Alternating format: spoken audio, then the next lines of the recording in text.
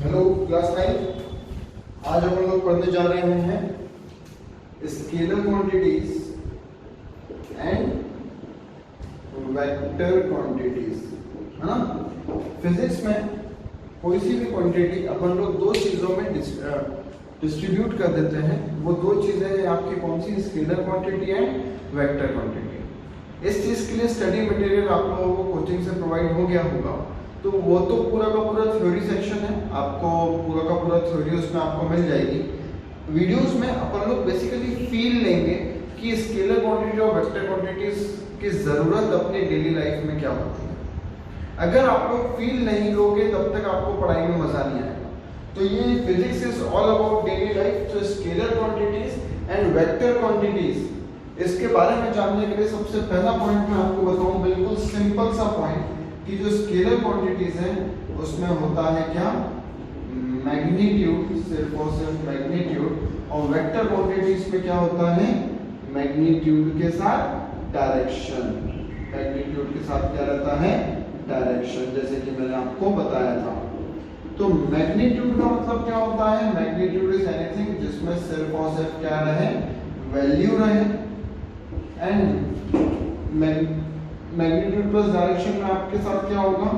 Value रहेगी और value के साथ डायरेक्शन भी गिवन रहेगा, है ना। बट स्केलर क्वांटिटीज में डायरेक्शन की रिक्वायरमेंट नहीं रहती है। वेक्टर क्वांटिटीज में आपको डायरेक्शन की रिक्वायरमेंट रहेगी। अब होता क्या है स्केलर क्वांटिटीज में कि एक एग्जांपल के तौर पे अगर मैं आपको बात करूं कि मैंने ये अपना आम का सीजन चल रहा है सपोज, है ना। तो मैं मार्केट से 5 आम लेके आया और वो 5 आम मैंने खा गया। अगर वो 5 आम मैं खा गया तो उसमें डायरेक्शन की कोई जरूरत नहीं है। पहले भी 5 आम ही लेके आया था, अभी भी 5 आम ही मैंने खाए, है ना। तो इसमें कहीं पे भी डायरेक्शन की जरूरत नहीं है। लेकिन आपका मैग्नीट्यूड इसमें है। What do you mean by the term magnitude? Magnitude का मतलब होता है value of anything is magnitude. किसी भी चीज की वैल्यू, है ना। जैसे आपके घर में देर आर 5 पर्संस, तो वो 5 विल बी योर मैग्नीट्यूड। आपके 80% आ गए हैं तो 80% विल बी योर मैग्नीट्यूड। आपके देर आर 12 क्लोज फ्रेंड्स, तो वो जो 12 है वो आपका क्या हो जाएगा? मैग्नीट्यूड हो जाएगा, है ना। एक रूम में देर आर 12 फैंस, तो वो 12 विल बी योर मैग्नीट्यूड, है ना। तो मैग्नीट्यूड मतलब होता है वैल्यू। तो मैं 5 मैंगोज खरीद के लाया और वो 5 मैंगोज मैंने खा लिए, तो वो क्या होगा? उसमें सिर्फ मैग्नीट्यूड है। वो मैंगोज बाद में भी 5 ही थे, पहले भी 5 ही थे, है ना। तो वो क्या हो गया? आपका मैग्नीट्यूड हो गया। उसमें डायरेक्शन की रिक्वायरमेंट नहीं है, तो that will be a scalar quantity. अब वेक्टर क्वांटिटी में क्या होगा? वेक्टर क्वांटिटी में आपको जरूरत पड़ेगी किसकी? वेक्टर क्वांटिटी में आपको जरूरत पड़ेगी मैग्नीट्यूड के साथ डायरेक्शन की भी। वेक्टर क्वांटिटी में आपको डायरेक्शन की भी जरूरत पड़ेगी। कैसे? चलो एक एग्जांपल मैं आपको देता हूं, उस एग्जांपल से आप वेक्टर क्वांटिटी की इंपॉर्टेंस समझ सकते हैं। सपोज देखना,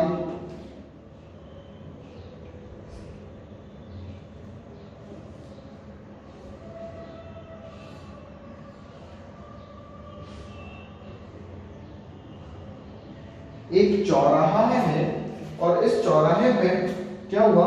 किसी बच्चे से मैंने बोला, बच्चा थोड़ा सा बेवकूफ बच्चा था। बच्चे से मैंने बोला कि बेटा 1 किलो मिठाई ले आओ, है ना।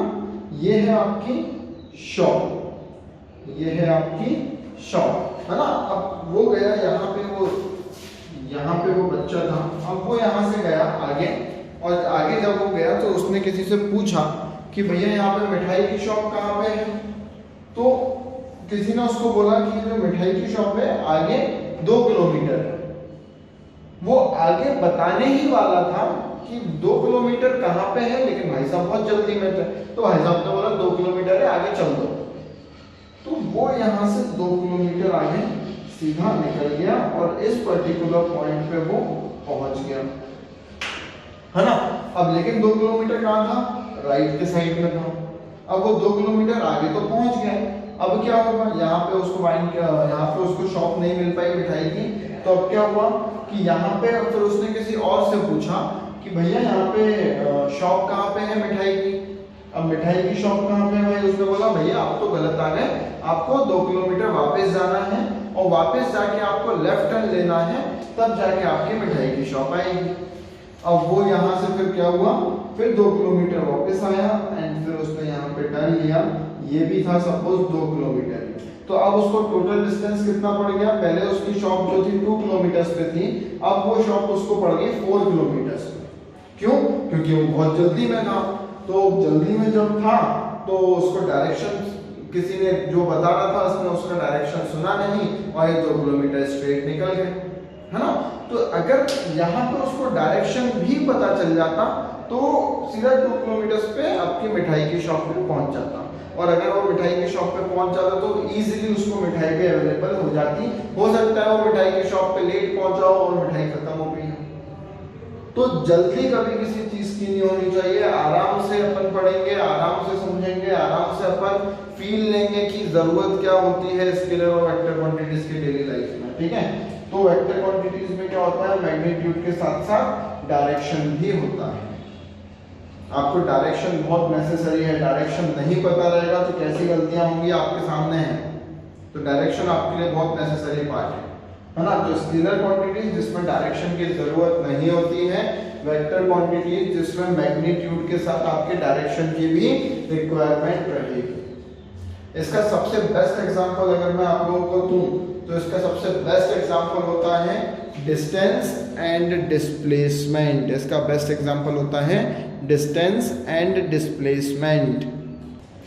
चलो, डिस्टेंस और डिस्प्लेसमेंट इसका सबसे ज़्यादा बेहतरीन स्केलर क्वांटिटी और वेक्टर क्वांटिटी का एग्जांपल अपन कह सकते हैं। लेकिन before starting distance and displacement एक चीज़ अपने दिमाग में रखना कि वेक्टर क्वांटिटीज को अपन रिप्रेजेंट कैसे करते हैं।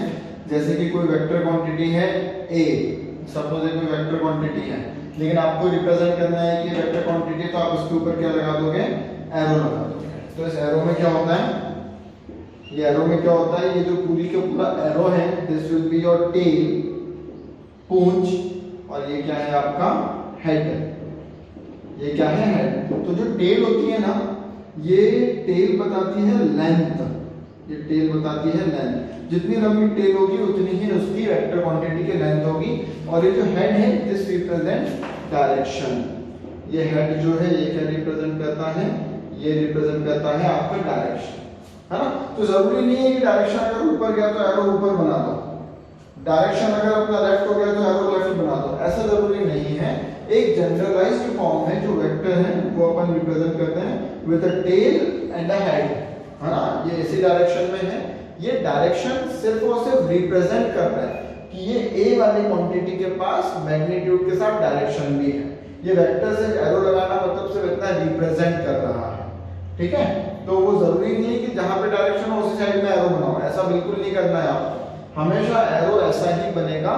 और क्या रिप्रेजेंट कर रहा है, जितनी लंबी इसकी पूंछ है, जितनी लंबी इसकी टेल है, उतना ही उसकी लेंथ होगी। जितना मैंने सपोज 2 किलोमीटर कवर किया है, तो ये एरो जो रहेगा वो अपन मानेंगे कि वो 2 किलोमीटर का एरो है ना। तो उसकी लेंथ 2 किलोमीटर है, और ये जो एरो है दैट रिप्रेजेंट डायरेक्शन। सिर्फ रिप्रेजेंट कर रहा है, ये वेक्टर क्वांटिटी को सिर्फ रिप्रेजेंट कर रहा है कि भाई साहब वेक्टर क्वांटिटी जो है, मतलब ये जो ए क्वांटिटी है ये वेक्टर क्वांटिटी है, वो अपन रिप्रेजेंट कर रहे हैं, ठीक है।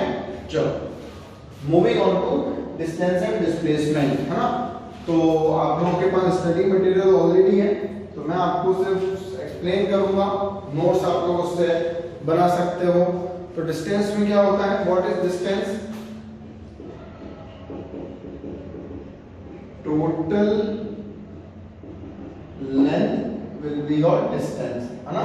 Total length covered by an object will be your distance. ये जो है आपके पाथ पे डिपेंड करता है, ये जो है आपके पाथ पे डिपेंड करता है। जैसे कि एक एग्जांपल मैं आपको बताऊं कि एक ऑब्जेक्ट है, वो अपने घर से, ये ए पॉइंट उसका घर है, ए पॉइंट से बी पॉइंट तक गया और बी पॉइंट से सी पॉइंट तक गया। तो ए से बी जब वो गया तो वो था आपका 3 किलोमीटर, और बी टू सी जब वो गया तो वो था आपका 4 किलोमीटर, है ना। तो ये क्या है, टोटल डिस्टेंस कितना हो जाएगा, पहले 3 किलोमीटर ट्रेवल किया, फिर 4 किलोमीटर ट्रेवल किया, तो total distance will B of 7 kilometre. तो टोटल जो लेंथ है वो किस पे डिपेंड, ये टोटल लेंथ जो अपन ने कवर करी है वो क्या है, डिस्टेंस है ना। और इसको अपन डिनोट किससे करते हैं, डिस्टेंस को अपन लोग डिनोट करते हैं किससे, d से, और डिस्प्लेसमेंट को अपन डिनोट करते हैं किससे, s से, है ना। अब डिस्टेंस जो है मैंने क्या बोला कि टोटल लेंथ है और वो एक ही चीज पे डिपेंडेंट है कि आपकी जो पाथ है वो आपने पाथ चूज क्या करेंगे और किसी भी चीज पे वो डिपेंडेंट नहीं है ना। इसीलिए जो आपका डिस्टेंस है, इसीलिए that distance will be your scalar quantity. ये जो डिस्टेंस है ये आपकी कौन सी क्वांटिटी होगी, ये होगी स्केलर क्वांटिटी। क्यों होगी स्केलर क्वांटिटी, क्योंकि इसमें कहीं पे भी आपको डायरेक्शन की ज़रूरत नहीं पड़ रही है। वहीं पे अगर मैं बात करूं आपके डिस्प्लेसमेंट की, तो बहुत ध्यान से समझना, डिस्प्लेसमेंट एक नया टर्म है आप लोगों के लिए। वहीं पे अगर मैं बात करूं डिस्प्लेसमेंट की, तो डिस्प्लेसमेंट में क्या होगा, it is a shortest distance between initial and final points.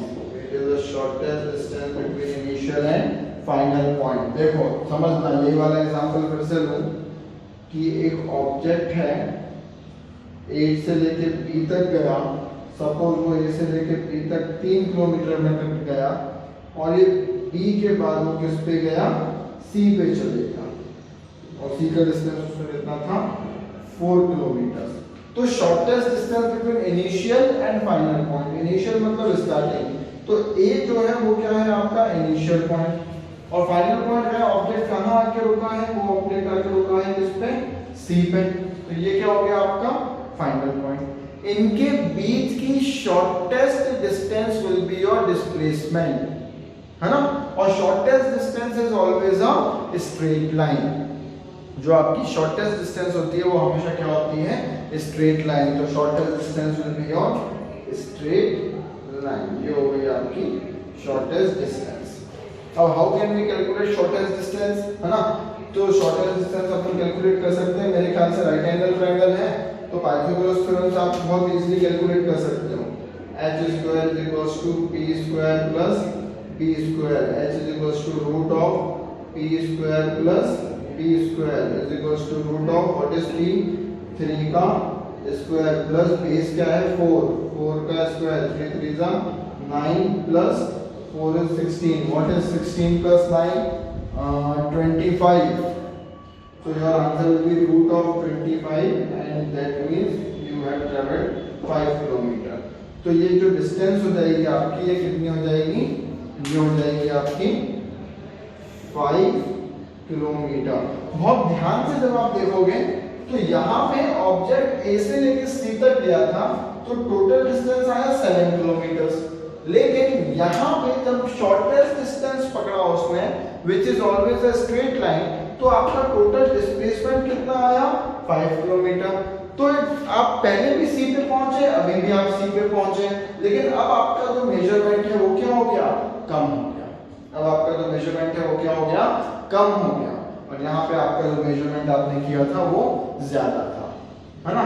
तो डिस्टेंस जो है वो किस पे डिपेंड करता है, पाथ पे डिपेंड करता है कि टोटल आप चले कितना हो।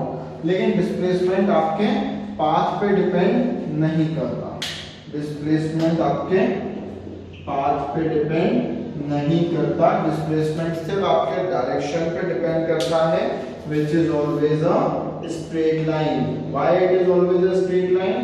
क्योंकि भाई साहब सबसे छोटा डिस्टेंस किसी भी चीज का स्ट्रेट लाइन ही हो सकती है। मेरे को कहीं भी जाना है, सबसे छोटा डिस्टेंस जो मेरे लिए होगा वो होगा कि मैं सीधा चले जाऊं। सीधे के अलावा मैं कैसे भी जाऊंगा ना, that will be longer than straight line, है ना। तो smallest or we can say shortest distance between initial and final point will be your straight line, है ना। तो ध्यान से जब आप देखोगे तो ये डायरेक्शन पे डिपेंड कर रहा है displacement. What is displacement? It is the shortest distance between initial and final point.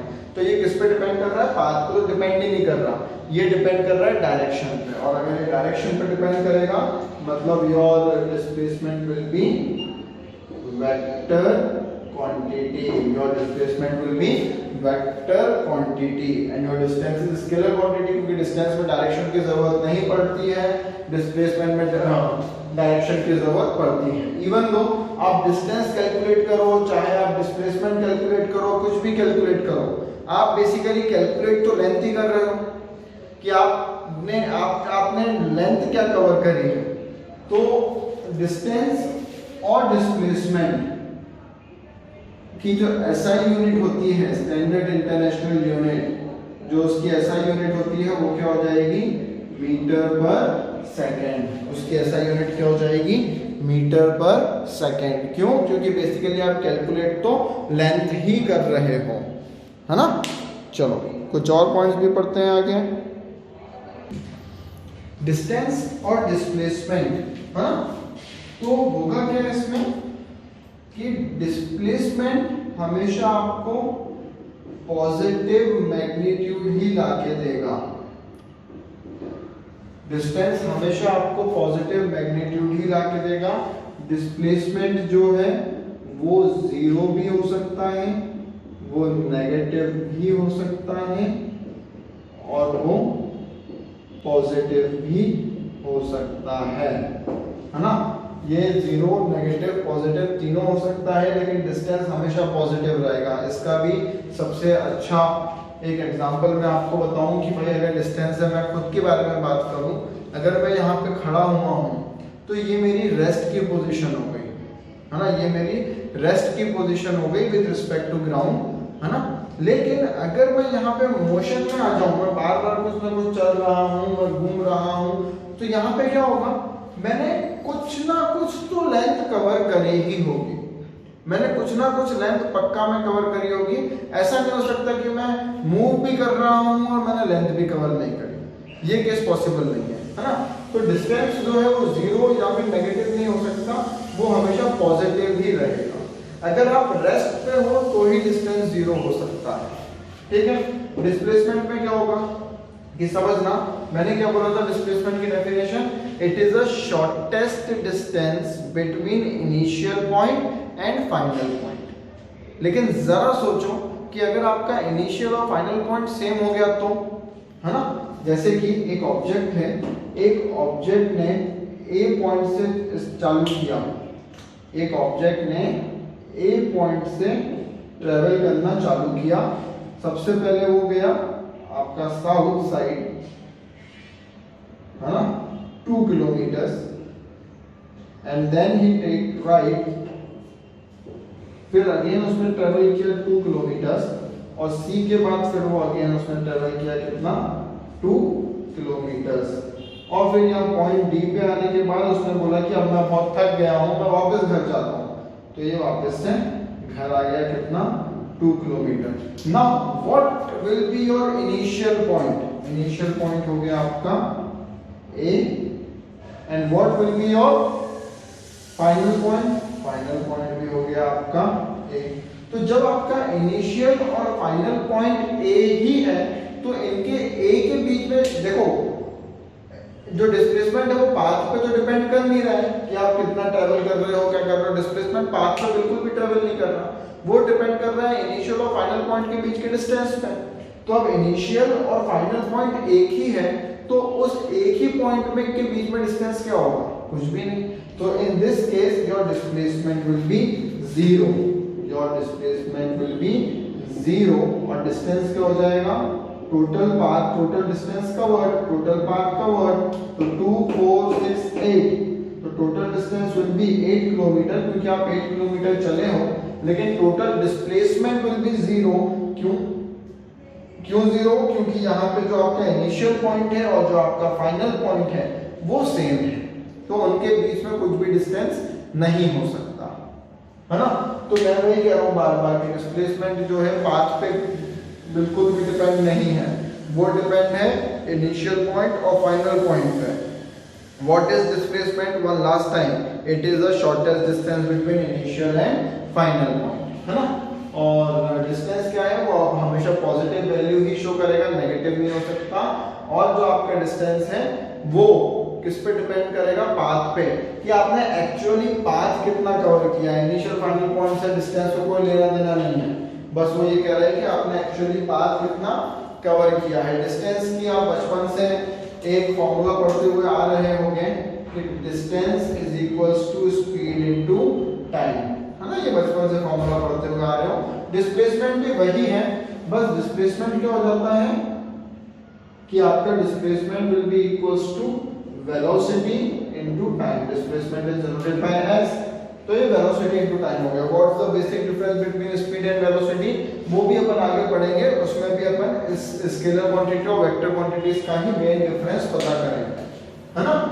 चलो, सो मैंने अभी आपको क्या बोला कि distance depends upon the path, that is it changes according to the path taken, but displacement does not depend on the path and it only depends on the initial and final positions of the body, है ना। so यहाँ तक का आज का अपना video था। पहले थोड़ा सा कंसेप्ट्स क्लियर करो स्केलर क्वांटिटी और वेक्टर क्वांटिटी पे, डिस्टेंस और डिस्प्लेसमेंट को अच्छे से समझो।